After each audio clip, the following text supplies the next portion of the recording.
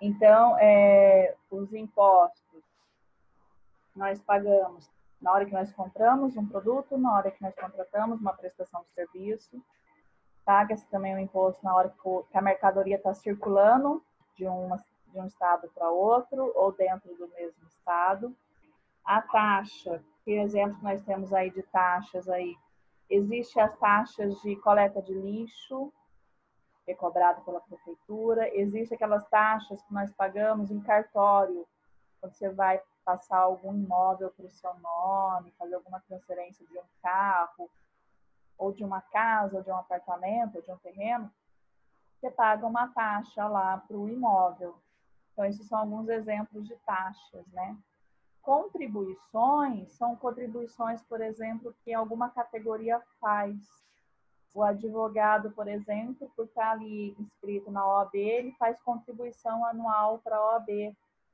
Então, a gente tem essas contribuições aí, tem contribuições de seguridade social, né, relacionada ao INSS, tem contribuições que são feitas pelos empresários para o SESI, para o SENAT, o SESC, né? Então, as contribuições são feitas aí mais ou menos nesses moldes aí pelas indústrias.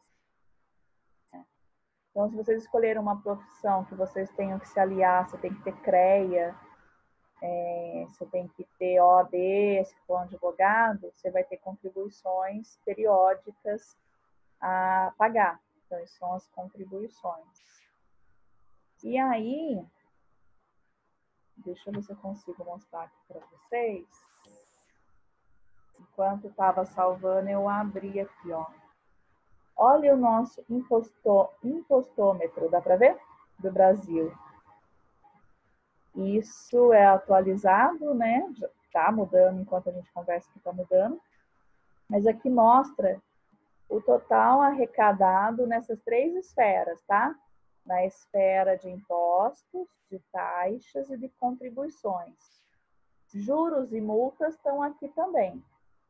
Então, tudo que entra para o governo nessas 3 esferas, mais juros e multas, hoje o governo é obrigado, pela lei da transparência, a ter essa informação disponível para quem quiser ver. Então, nós temos aqui a informação do Brasil. Estamos aí na casa de 1.553 bilhões, 356 milhões, 500 mil e, sei lá, alguns reais aí de impostômetro, de tributação já recolhida pelo governo federal, de 1 de janeiro a 7 de outubro de 2020. É dinheiro. Muito. E nada a ver, cuidado, muita gente consegue estar em São Paulo. Eu vou tomar, São Paulo, 500 milhões que precisaram doar, e eu não aqui. Cuidado, no alto, 37% para o Brasil. Então, 20%, é o risco de assistida, o bingo veio da pessoa física, 30% veio das empresas, mais quase 25%. Não sei se falar aqui, São Paulo, vamos achar a hora. Se você acompanhar, olha as ideias, todo mundo mostrou que vai 400 milhões em Taubaté, nesse período. 400 milhões, comparar com 200, é maior, mas dá uma base aí pra gente, dá uma base aí para o que é a linha, né? 900 milhões, André. Taubaté é quase que metade do local do 200. Então, um pouquinho mais. Vamos voltar aqui para Taubaté. Voltamos lá para os seguintes. Nós temos aqui o tipo de tributo, que é o arrecado. Só que eu estou achando que isso aqui, deixa eu ver. Aqui não é Taubaté não, tá? Aqui é tributo federal. E tem tributos federais, estaduais e municipais. Tributos federais é 1 bilhão de federais, tributos estaduais, 98 bilhões, e tributos municipais, 50 bilhões. Aí você ainda consegue ter o tipo IPTU, por exemplo, o ISS, declarado também. Vou voltar aqui no federal. O federal você tem COFINS. COFINS é uma contribuição, bom? COFINS é uma contribuição de financiamento de seguridade social, é o entrada. Quando eu comento aí, você vai ter uma contribuição. Tem outros. Previdência, PIS, PASSE, taxas, e a gente consegue passar. Olha o ICMS. O ICMS é o que mais arrecada, né? De imposto, ele é o que mais arrecada, é a circulação de mercadoria, de serviço. Ou seja, sai da loja, sabe? Eu dava para a loja, sabe? Deixa eu falar. O imposto de PVA, o imposto de renda. O imposto de renda nós fazemos, né? Pessoas físicas. É um imposto do comércio exterior, imposto de exportação, de importação, taxas, colhões, e tem uma calculadora de imposto, do que você paga. Tem curiosidade depois de mexer um pouquinho nesse site aí, navegar. Ó, preenche para fazer um site de acordo com o seu perfil. Então, aqui você vai escrever renda familiar, você vai escrever o que você tem de bens. Depois a gente pega um dia e faz esse aqui, tá? Vou fechar, que agora vamos voltar para a matéria. Vocês já tinham entrado nesse site que tem o impostômetro para olhar? Não. Não. Sabia Não. que tinha. Tem. Eu acho que é interessante a gente acompanhar para a gente ter uma ideia, né?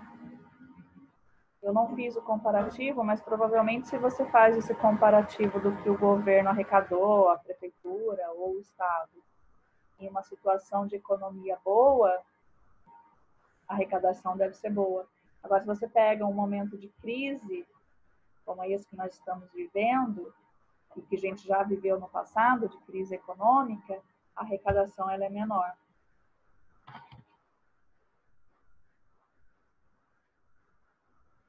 E essa crise que nós estamos vivendo hoje, apesar de ser uma crise de saúde pública, ela está afetando a economia, né? Ela afeta esse ano e afeta o ano seguinte também, tá? Ela não afeta só enquanto está ocorrendo a crise.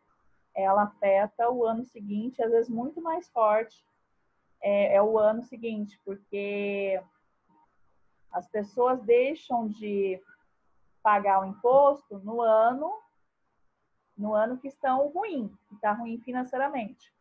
Mas isso vai refletir, porque essa arrecadação seria usada no ano seguinte. Isso reflete no ano seguinte. Não é só no momento que está acontecendo o problema. Então, vamos lá. Então, se a gente pensa na questão, pensa em lições, posso dar lições. Segundo, a doutrina majoritária e o STF. O que é a doutrina majoritária e o que é o STF? Doutrina majoritária são especialistas que o país tem que cuidam de um determinado assunto. Esse assunto pode ser religioso, pode ser econômico, pode ser literário. Então, nós temos advogados especialistas em tributos que acompanham o que está acontecendo no Brasil e no mundo, nesse momento, que acontecem algumas mudanças, e que tem uma autonomia, um poder para falar, fazendo parte dessa doutrina, eles falam pelo país e eles acabam definindo alguns outros conceitos. Por quê? Porque a Constituição é antiga, de 1988. Ela não foi mudada, mas o mundo mudou. Então, enquanto não se muda a Constituição, alguns conceitos que estão lá não prevalecem mais hoje, não cabem mais em algumas situações. Então, algumas regras, algumas determinações, a doutrina majoritária faz. Então, esses especialistas hoje do Brasil, esses especialistas que muitas vezes estão lá nos cargos do governo federal, nessa área de tributação. Advogados especialistas do STF, que é o Supremo Tribunal Federal.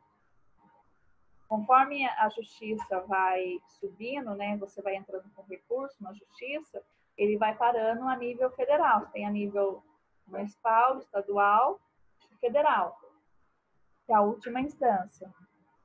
Então, esses juízes que estão nesse nível de Tribunal Federal, no Supremo Tribunal Federal, eles têm o poder de tomar algumas decisões mediante alguma situação. Né? E tomou.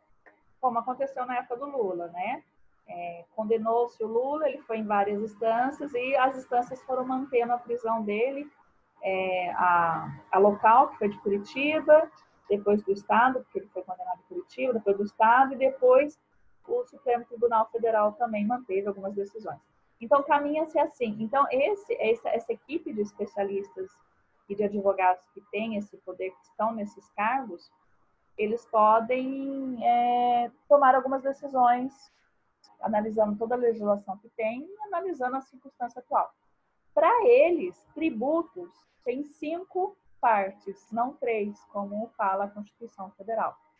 Então, de acordo com esse entendimento desses especialistas, que é a doutrina majoritária e o STF, tributos incluem impostos e taxas, assim como a Constituição Federal, mas ela divide a contribuição.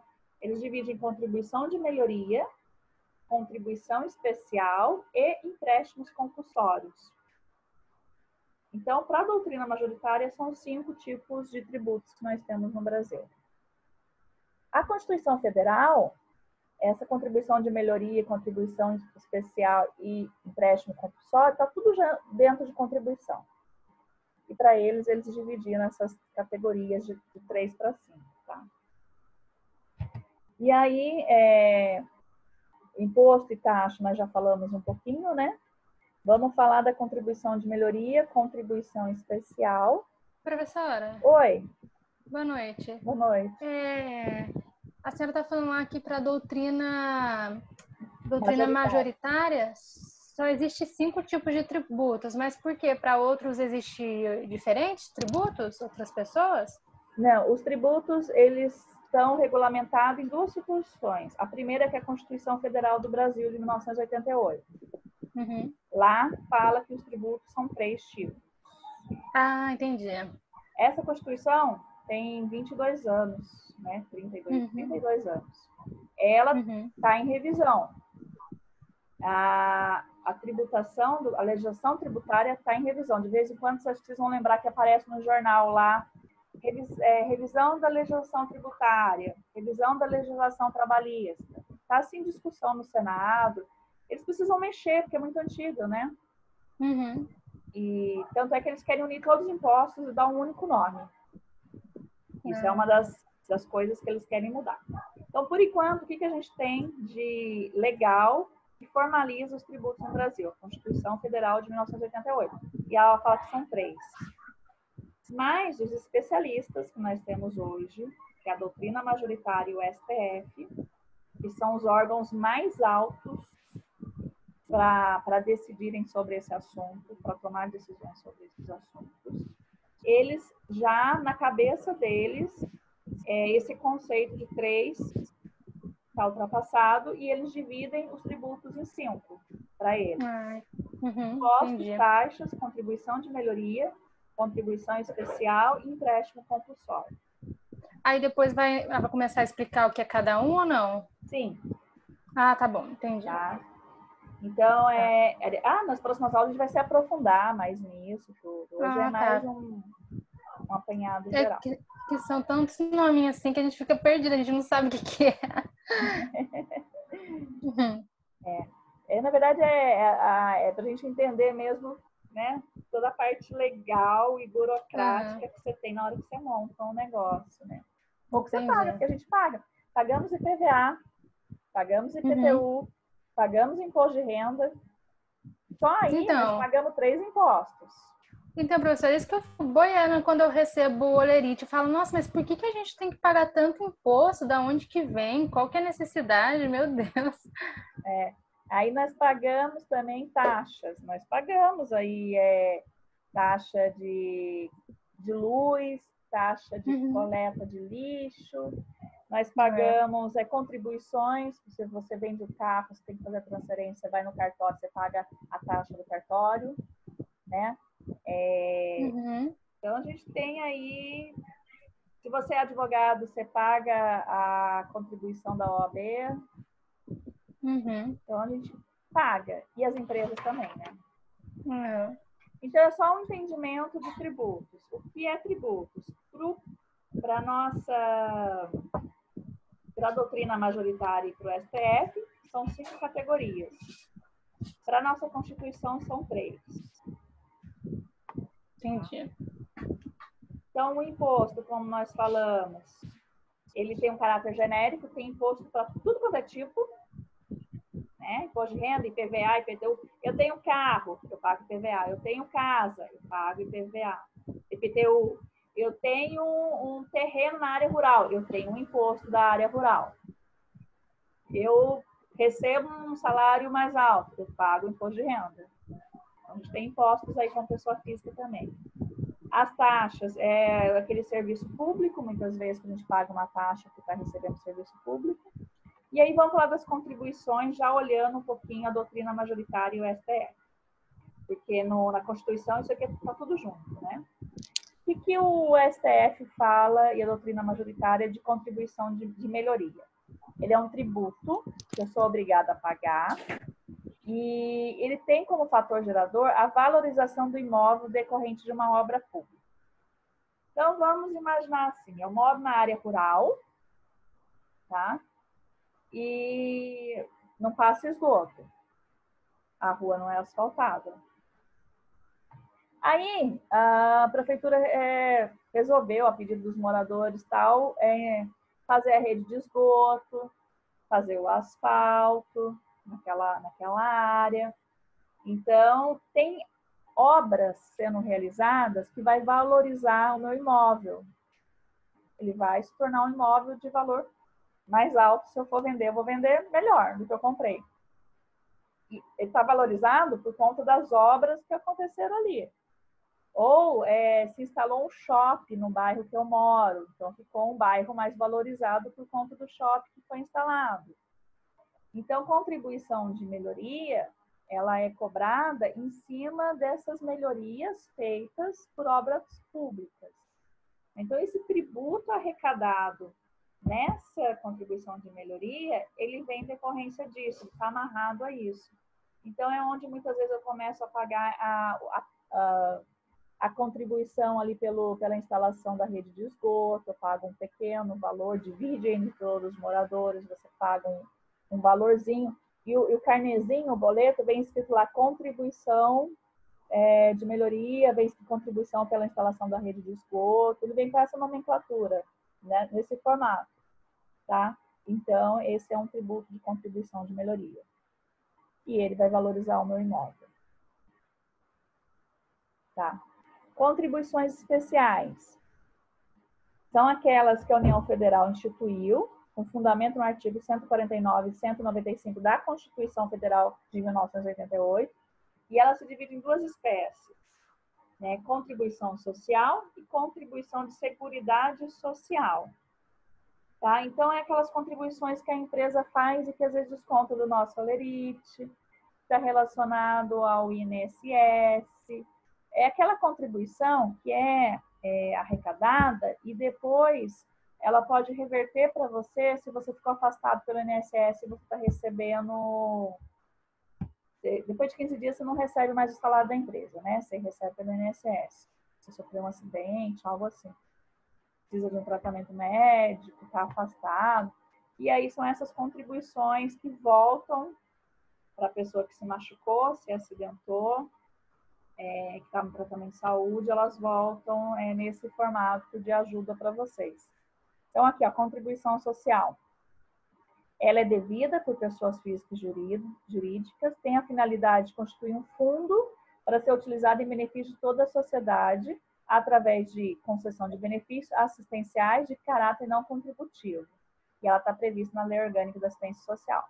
Então, tá lá, ela é arrecadada, cria-se esse fundo, e alguém está precisando utilizar esse fundo como benefício de acidente de trabalho, e aí esse fundo ele volta para a sociedade nesse momento. Primeiro ele vai sendo acumulado lá e depois ele volta quando a pessoa precisa estar utilizando ele. Tá? Então é uma contribuição social com a sociedade. A contribuição de seguridade social, ele não se confunde com os previdenciários, ele existe uma contraprestação do beneficiário, tendo como base o seu custeio ou a contribuição sociais que integra o Fundo Nacional de Assistência Social.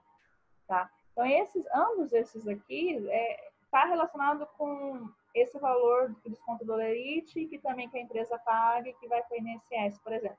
Para a nossa aposentadoria, que eu não sei se a gente consegue mais aposentar, que as regras já mudaram. Então, é nesse sentido. Tá? Tranquilo, gente? Sim. E aí, ó, esse último aqui, ó, contribuição de seguridade social, Eu dividi ele no desenho, que fica fácil a gente explicar. Seguridade social. Eu tenho a previdência social, que é válida. Quem tem direito à previdência social? Quem contribui. Aquela pessoa que é autônoma, que não contribui com a previdência social, não vai conseguir aposentar. Ela precisa primeiro contribuir para depois utilizar dessa previdência social. Ah, mas eu mexo na área rural, eu não tenho um emprego fixo.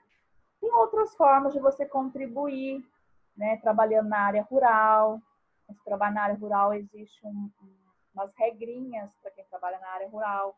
Quem é dona de casa e quer pagar ali o seu carnezinho ali para um dia conseguir aposentar, tem as regrinhas para isso, tá? Mas se ela contribui, né? Ela um dia pode resgatar isso. Então, isso é a Seguridade Social. O direito à saúde, tá? Aí já é para todo mundo, independente se você contribui ou não. Você tem o direito ali, né? Tanto no SUS como no tratamento, você tem direito. Contribuindo ou não, você tem um direito aí no postinho de saúde, aí no hospital público, municipal e receber o atendimento.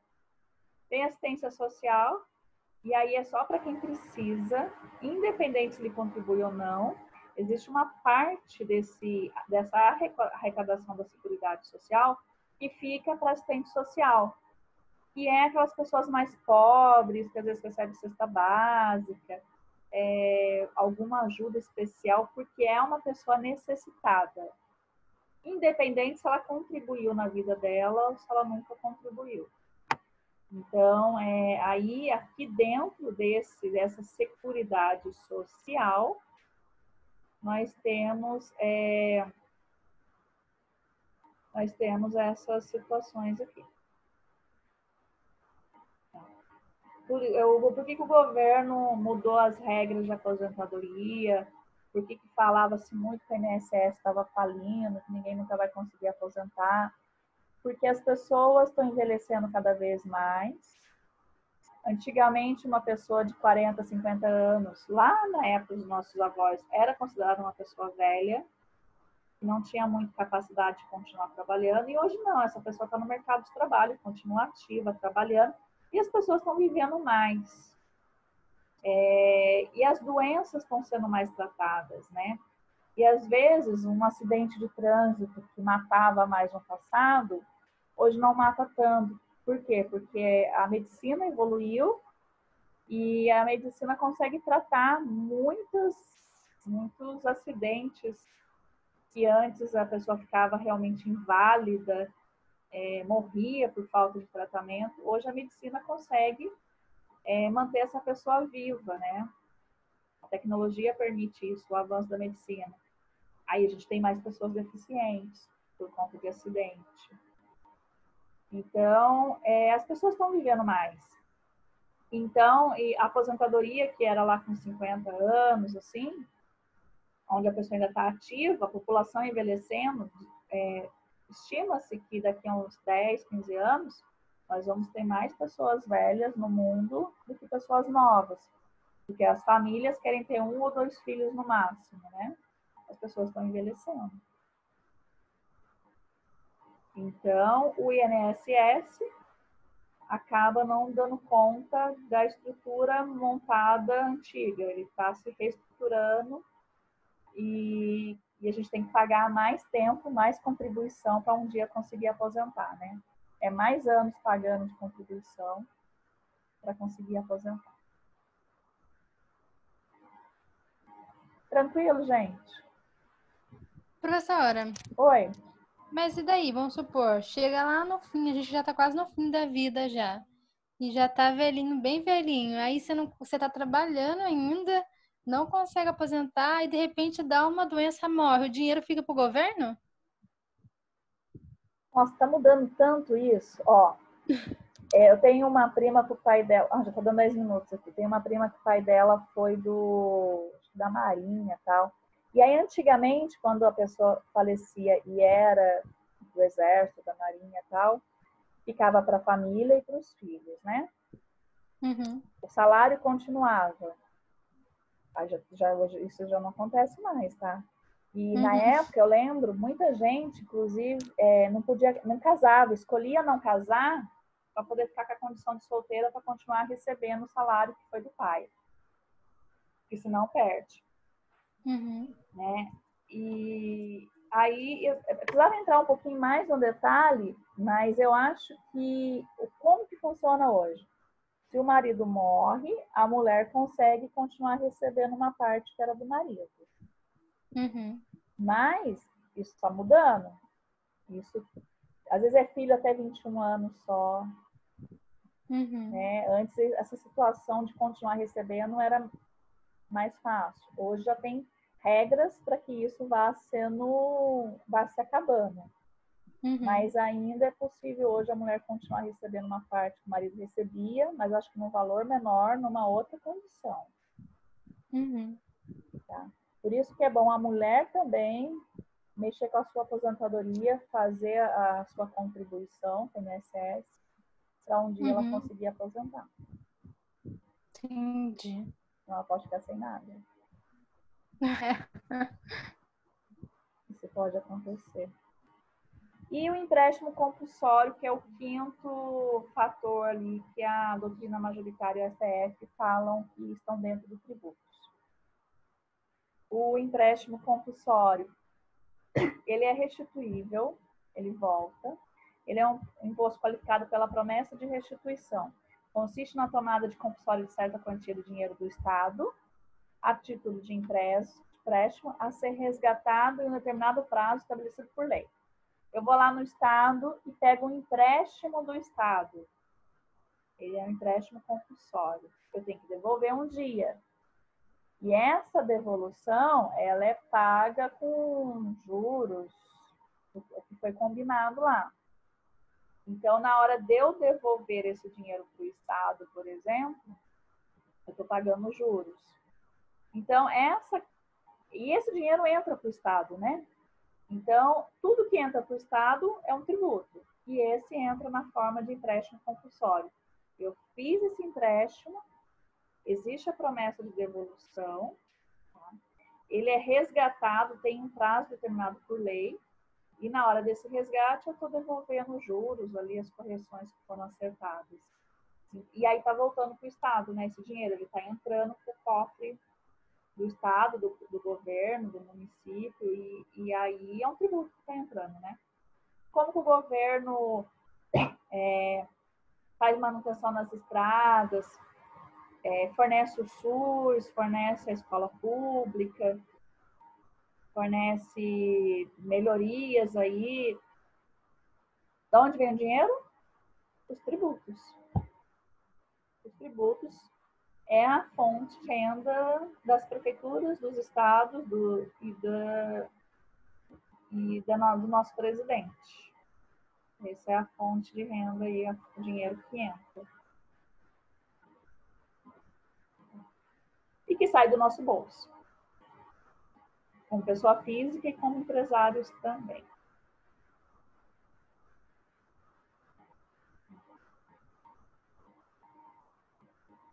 E aí, dúvidas até aqui?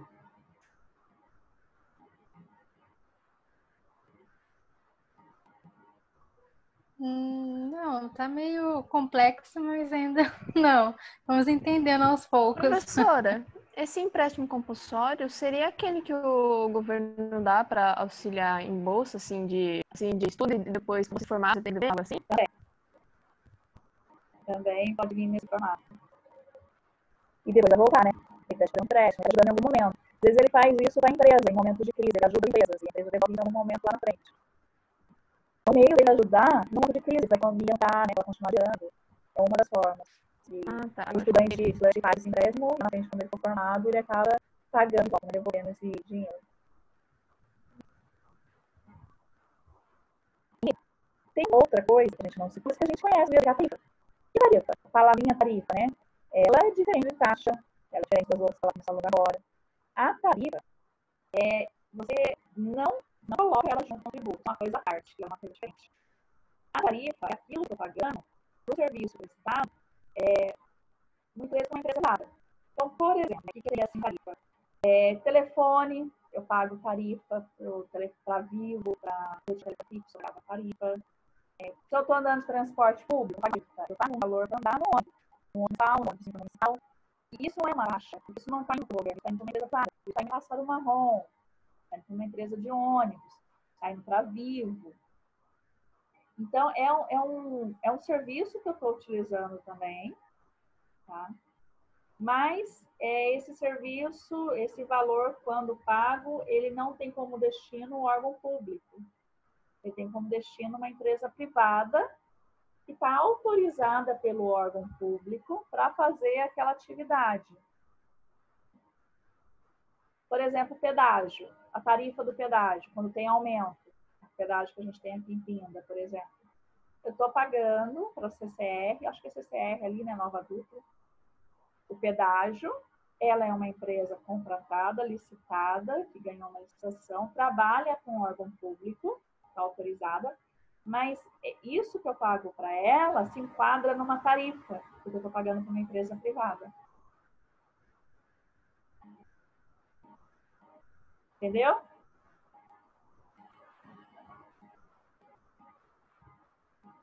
Entendi. Zona Azul, que você paga aqui em Taubaté ou em outras cidades, é uma tarifa que você paga. Não é uma taxa, não é um imposto, não é uma contribuição, né? Não é nem contribuição especial, não é nem contribuição de melhoria. No caso da CCR Nova Dutra, no pedágio, tem ali junto uma contribuição de melhoria que mantém a rodovia. Mas, de forma geral, ele não se enquadra nessa palavra, né? Não é um empréstimo compulsório, ele é uma tarifa. Aqui já tem uma explicação. Nossa, eu nem estou na tarifa, achei que eu estava explicando a tarifa para vocês. Espera aí. Aqui, acho que eu tinha pulado sem querer. Estava no outro slide. Então, ó, ela é chamada de preço público, é a contraprestação devido à prestação de um serviço público. O ônibus é um serviço público.